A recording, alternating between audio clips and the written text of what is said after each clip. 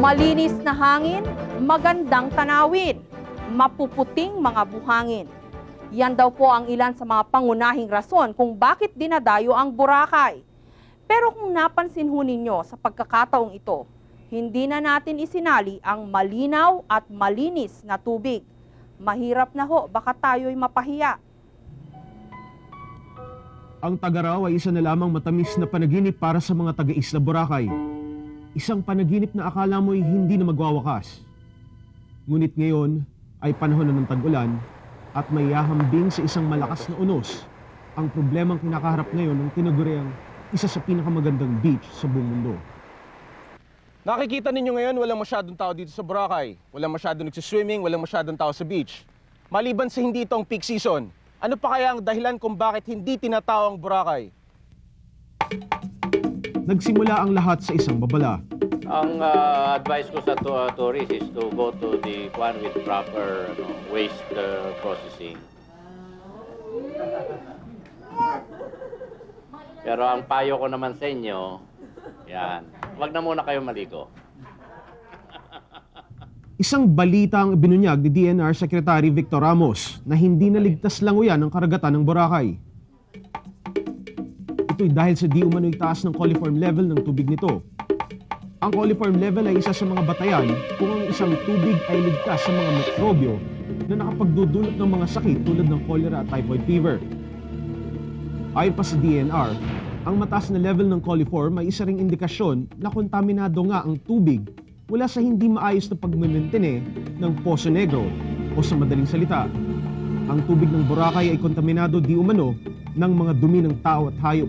Since October to December last year, every month, kinukunan namin ng mga sample on 10 stations. 2 doon mga balon para yung aquifer. Ang 8 doon yung mga swimming areas. At nakita namin na mataas yung coliform. From Tuesday, when it came out, what we wanted to have is an official, circular, administrative order, whatever it is, to confirm the press reports that were made. Turismo ang higit na tinamaan ng husto ng coliform scare. May humigit kumulang sa 300 establishmento ang nakatayo sa Boracay. Kabilang dito ang mga malalaking resorts hanggang sa mga konektadong negosyo tulad ng diving at iba't iba pang water activities at maliliit na negosyo. Tinatayang may $250 bilyong ang pinapasok nito sa ating bansa sa loob ng 6 hanggang 8 buwan pa lamang. But I had nothing officially in writing, any circular that says, effective today, nobody can swim in Boracay. There is none. Nasabi na namin yan after the results of the survey. Nasabi na namin yan. Kaya lang, ang hindi ko lang nasabi kay Secretary Gabor ay yung pagkatapos ng aking press conference, kasi bigla nga naman yung pagkatanong sa akin, ay dapat ay tinawagan ko siya. Eh, nakalimutan kong ginawa yan. Ang problemang ito ay nakatawag pansin kay Presidente Ramos. Pinulong ng 7 oras ng Pangulo ang 2 cabinet members sa Malacanang kasama ang ilang miyembro ng Task Force Boracay na kinabibilangan ng mga lokal na opisyal ng Aklan. Matapos ang pagpupulong, humingi ng paumanhin sa Secretary Ramos sa hindi maayos na pag-aanunsyo ng problema. Ngunit sa kabila nito, pinanindigan pa rin niya ang pag-aaral na isinggawa ng DNR noong Oktubre hanggang Disyembre noong nakaraang taon sa karagatan ng Boracay. At ngayon, pati tubig na pang-inom ay kinikwestiyon na rin ang kalidad. Upang malaman ang level ng coliform sa karagatan ng Boracay, kinakailangang magsagawa ng water sampling. Ang water sampling ay ang pagkuha ng kaunting tubig sa iba't ibang lokasyon sa karagatan ng Boracay.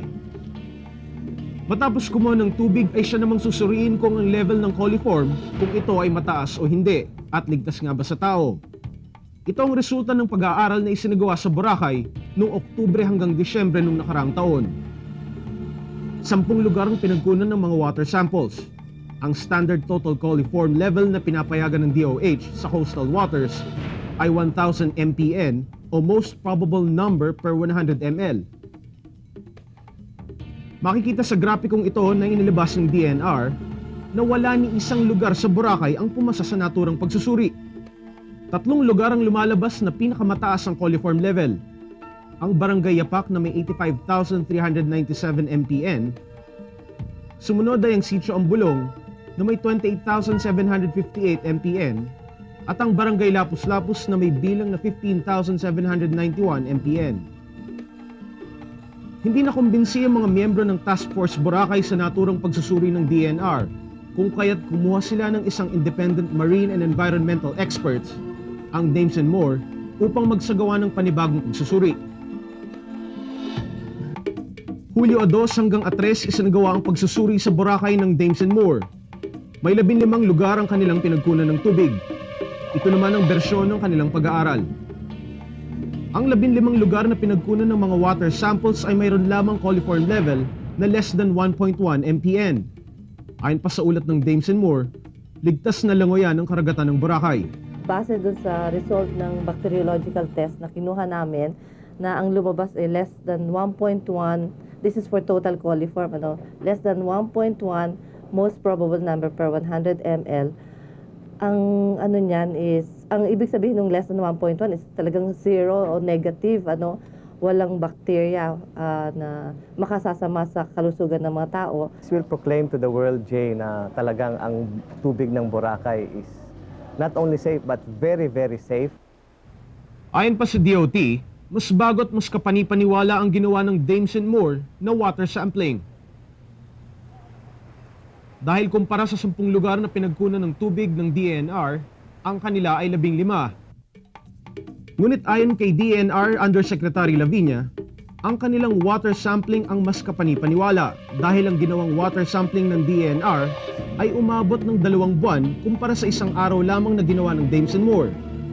Nagtungo ang Brigada 7 sa Boracay upang kumustahin ang sitwasyon sa lugar na ito.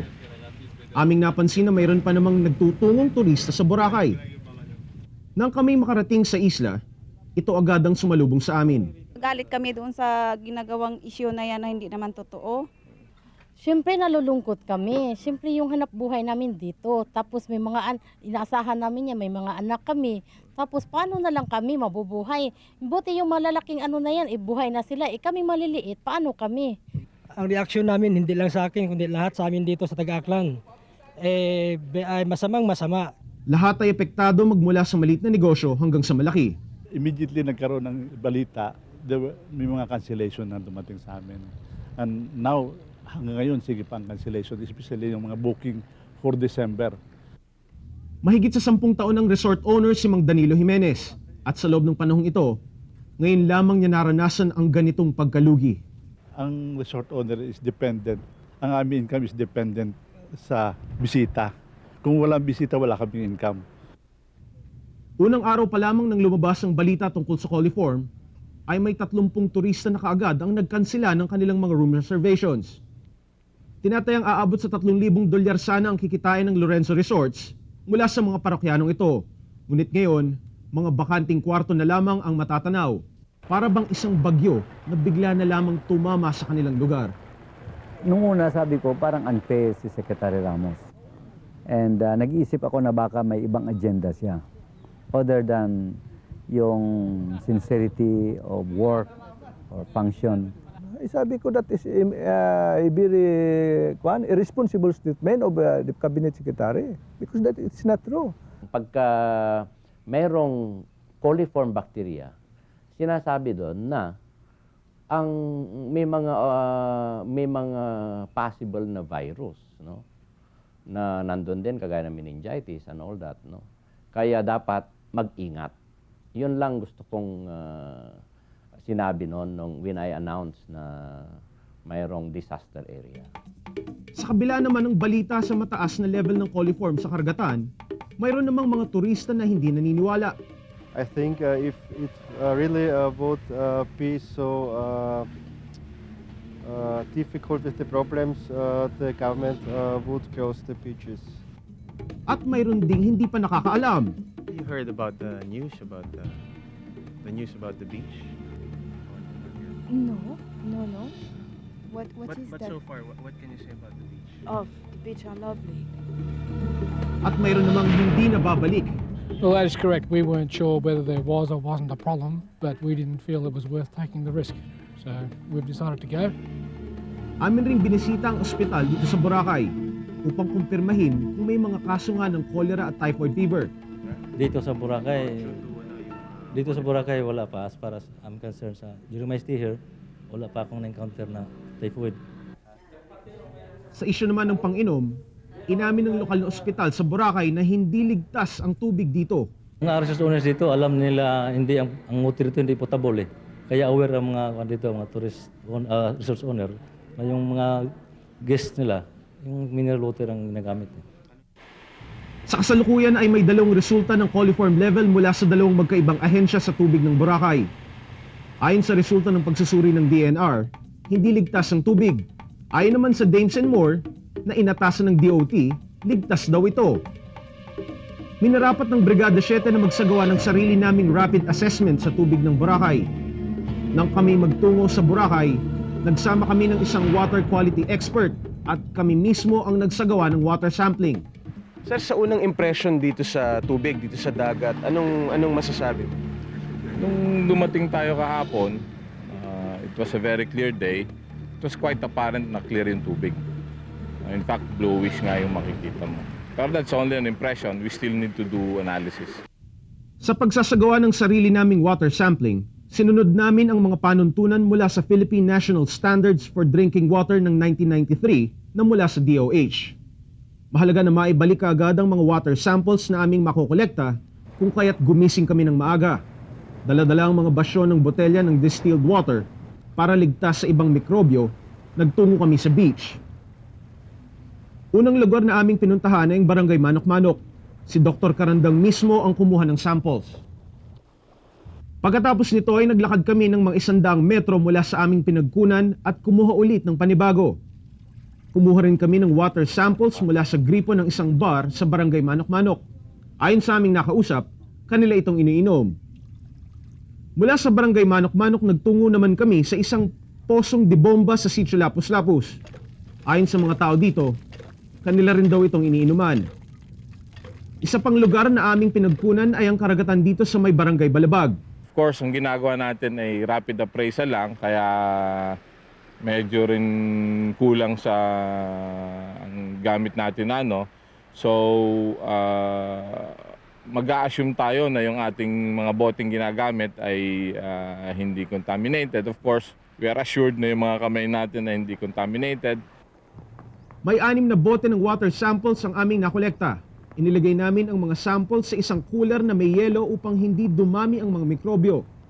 At matapos ang ilang oras ay inilapad na namin ito patungong Maynila. Naroon ang aming mga kasama at agad nilang dinala ito sa SGS Philippines Incorporated, isang pribadong laboratorio na kilala sa buong mundo. Ito ay upang ipasukat ang coliform level, phosphate level, nitrate level at pH ng naturang mga samples. Kasi pangkaraniwan, kapag mataas ang mga level nila, sinasabi niya na yung tubig na yun ay nakakatanggap ng kontaminasyon ng galing sa mga sewage. Kaya yung mga factors na yan ay kung sama-sama nakukunin ng kanyang mga resulta, ay talagang conclusive ang resulta. Matapos ang 4 na araw ay nakuha na namin ang paunang resulta ng mga water samples. Ito ang lumabas. Ang mga sumusunod na coliform level ng aming mga water samples ay approximation lamang. Ibig sabihin, maaaring bumaba ng 1,000 o tumaas ng 1,000 ang MPN. Sa unang seawater sample sa Barangay Manok-Manok, lumalabas na may 2,200 MPN per 100 ml. 100 metro mula sa lugar na ito ay may 3,000 MPN per 100 ml. Ang karagatan naman sa may Barangay Balabag ay may bilang na 2,200 MPN per 100 ml. At 100 metro mula sa lugar na iyon ay may bilang na 9,000 MPN per 100 ml. Ang panghuling water sample na mayroong 9,000 MPN ay nakuha namin dito sa Barangay Balabag. Ito naman ang resulta ng mga tubig mula sa gripo. Mula sa Barangay Manok-Manok, ang coliform level ay 2.2 MPN per 100 ml. Ang panghuling sample ay lumabas na negative sa coliform content.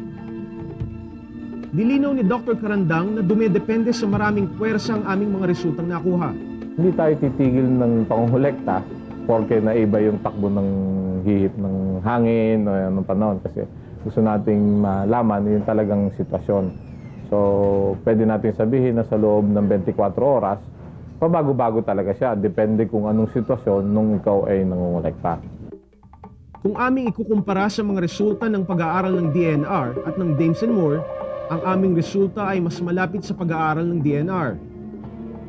Ang mga resultang aming nakuha ay base sa kondisyon ng kapaligiran ng aming isinagawa ang rapid assessment. Lumalabas na doble sa standard total coliform level na tinakda ng DOH ang aming resulta. Subalit ang tap water naman ay lumalabas na ligtas inumin.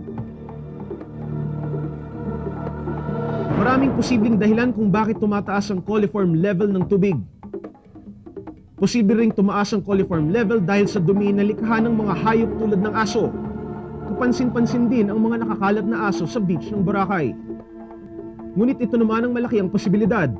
Maging ang Task Force Boracay ay nakatutok ngayon sa mga poso negro ng mga resorts. Posibleng hindi maayos ang pagmimaintain ng mga septic tanks ng naturang mga resorts dito sa Boracay. Ito ang dahilan kung kaya't nabuo ang mga inspection teams na susuri sa mga septic tanks ng mga resort. Ang ginagawa namin dito ay tinitingnan namin yung septic tank nila, binubuksan namin yon, tsaka inaalaw namin ng bakal kung naka-flooring yung ang ilalim nun. Magpahanggang ngayon ay patuloy ang inspection hindi lamang sa mga resort dito sa beachfront, kundi pati na rin sa mga residential areas. Tinukoy din ni Secretary Ramos ang ilan pang mga sanhi ng paglaganap ng coliform. Isa rin yung soil erosion dahil sa pagbo-bulldozer ng mga doon pumupunta sa beach. Noong nakaraang Mayo ay naiulat ng Brigada 7 ang epekto ng isang gahiganting proyekto sa isang isla tulad ng Boracay. Ayon sa PhilEstate, ang developer ng eksklusibong club na Fairways and Blue Water, hindi sa anumang paraan makatutulong sa pagkakalat ng polusyon sa karagatan ang ginagawa nilang 9 ektaryeng proyekto. Kung mayroong epekto to environmentally, I can look at it positively. Pagagandahin pa natin dahil ang dami nating puno na i-introduce dito sa island. Ngunit nang aming balikan ang construction site ng PhilEstate, ito naman ang aming napag-alaman. Humigit kumulang sa 2,000 construction workers ang nagtatrabaho ngayon sa lugar ng PhilEstate. Ayon kay Guanyo, ang nagsisilbing deposito o waste depot ay ang kanilang lugar sa likod ng mga barracks nito. Itong sewage treatment plant na pansamantalang magagamit ng mga trabahador ay kasalukuyang inahabol pa lamang at inaasahang matatapos bago matapos ang buwan ng Hulyo. Ito ang isa sa ito ang sistema na ginagamit sa mga advanced countries. And sa palagay ko dito sa mga modern facilities natin sa Manila or dito sa Pilipinas, sa Metro Manila, ay mayroon ng mga ganitong klase. Kung ating titingnan ang resulta na isinagawa ng DNR, ang Barangay Yapak kung saan malapit ang lugar ng PhilEstate ay ang mayroong pinakamataas na level ng coliform. Yung Department of Health ng provincial at saka Malay level, pati yung Sangguniang Bayan, nag-i-inspeksyon sa man camp namin, and clean bill of health naman yung kanilang ipinalabas. Kung mayroon mang naidulot na kapinsalaan sa Boracay ang di umano'y balita tungkol sa coliform, ay mayroon din namang mabuting resulta ito.